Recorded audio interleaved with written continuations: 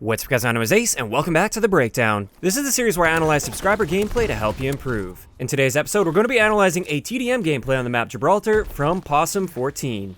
So first up, as always, let's have a look at the class you decided to use. So with this one, we've got the Armor Division, the BAR with extended mags, rapid fire, and I believe he was using grip on this. It never did load as he was selecting his class, so I didn't get to see what that third attachment was. Doesn't look like quick draw though, so I assume it's grip on there.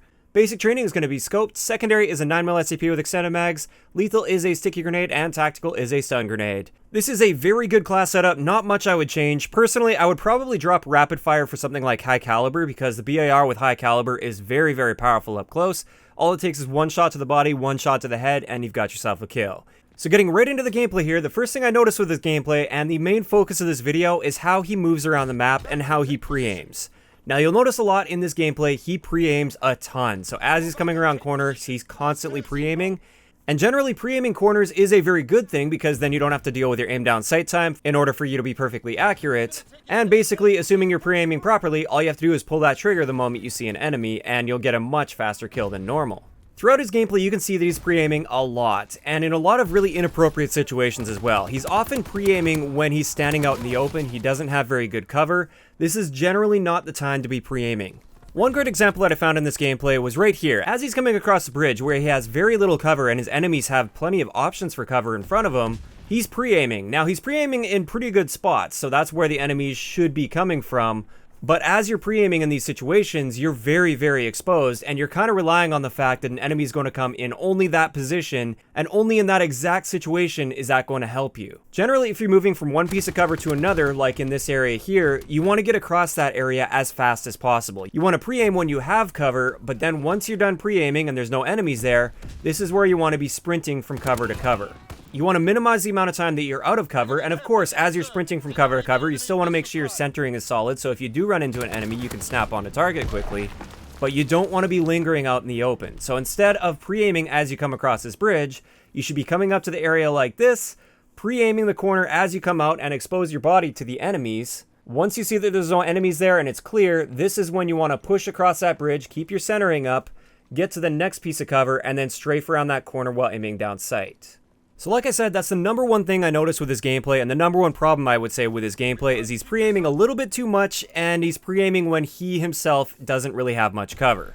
A couple other things I noticed is his use of cover sometimes is a little bit off. You can see in this situation here, for instance, he comes up and instead of using the piece of cover in front of him, using that wall, he strafes right around and out of cover and just completely exposes his body to the enemy.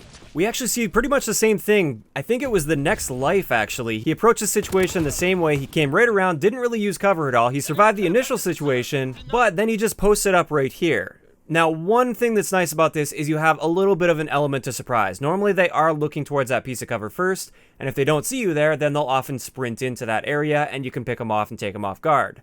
The problem is, in this situation here, first up, you don't have any cover, like I was saying, and second, you don't have an escape route. So if they do see you there, you can't just back off if it's a situation you don't like, and this is actually what gets him killed this time, is he had no way to get away from that grenade. If he had been using cover properly, he probably would have picked off 2 of those kills no problem, and he easily could have avoided the situation when that nade was thrown at him.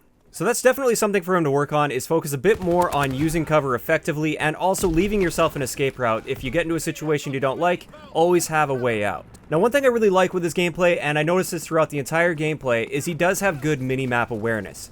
When an enemy dot appears on that mini-map, he almost always sees that dot and he reacts to it accordingly. This is something that beginner players often struggle with quite a bit, is that mini-map awareness. You'll be watching the gameplay, you'll see a dot appear right behind him, and they'll just be completely oblivious. This is one thing that he does very good with throughout this entire gameplay. Now, one little thing I wanted to point out here, because this is something that I've been asked quite a bit when people watch my gameplay, is how to cancel a throw for a sticky grenade or other pieces of equipment like throwing knives, for instance. It looked like in this situation he wanted to throw that sticky grenade at the shield user, but the shield user died, and then it seemed like he didn't know what to do with it. At this point, to put that nade away, all you have to do is hit the swap weapon button. So triangle on PS4, Y on Xbox, if you hit that button, it will just put that sticky grenade away, and then he has it for later. Instead, he kind of just wasted it and threw it in an area where it wasn't super likely an enemy was going to be, and he'd be much better off if he just canceled it, put it back in his pocket, and it's ready to go later on.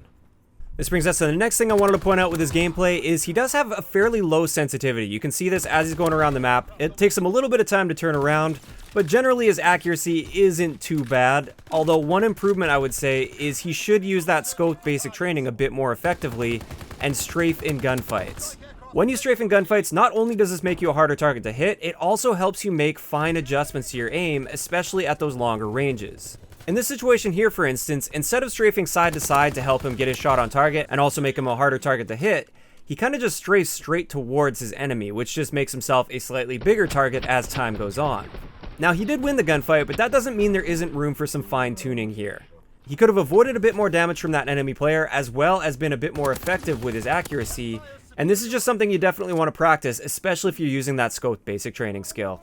This brings us right into the next little tip I have for you guys, and this has to do with calling in fighter pilots specifically. If you keep a close eye on the flight path that he chose for his fighter pilot here, you'll see that he's coming perpendicular to the direction that his enemies are traveling. His enemies are coming out of spawn, and this was a great time to call the fighter pilot in. It was just a poor choice for the flight path. Generally, you want to move parallel to the flow of your enemies so you don't have to make too many left and right adjustments. If they're moving left to right, and you have to try and track them with that fighter pilot, it just takes away a lot of that valuable time in the fighter pilot.